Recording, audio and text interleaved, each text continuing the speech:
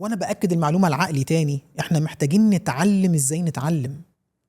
ما ينفعش يا جماعه ابدا ابدا ابدا في موقف تعلم واكون عايز افرض على اللي بيعلمني يعلمني ازاي، بأنهي طريقه، بأنهي اسلوب، بأنهي شكل، بأنهي طعم، بأنهي لون، في اي وقت. ايه ده؟ جبتها منين دي؟ يعني جبتها منين دي؟ يعني ايه اللي يعني جبتها منين بجد؟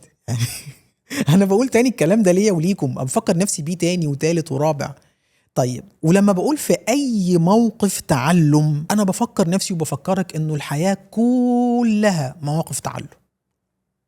كل بني ادم بتحتك بيه في هذه الحياة جاي معاه درس، جاي معاه شيء من الحكمة. فيا ترى انت هتتعلم ازاي تتعلم؟ هيبقى عندك من التواضع انك تصبر، التواضع انك ما تبصش على اي حد وتحكم عليه. هيبقى عندك من الذكاء والفطنة انك ما توقفش الخير اللي جايك، الخير اللي جاي لك، العلم، الحكمة، بانك مستعجل انك تتكلم وتحكم. اصبر اصبر، الموضوع صعب، والله العظيم صعب، والله صعب. ما هو كان صعب على سيدنا موسى وهو نبي من أولي العزم، والله صعب. بس هو مين قال انه النجاح في امتحان الدنيا سهل؟ مين قال انه النجاح في هذه الحياة سهل؟ طب ما هو لو سهل ما كانت كل الناس نجحت.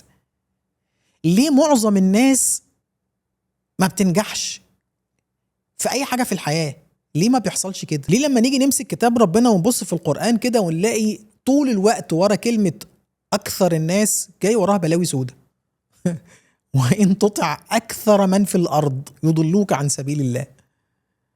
وشوف كده اكتر الناس كده طول ما انت ماشي في القرآن كده تلاقي وراها مصيبة سودة. ليه اكتر الناس؟ لانه مش عايز يصبر ومش عارف يتعلم ازاي يتعلم.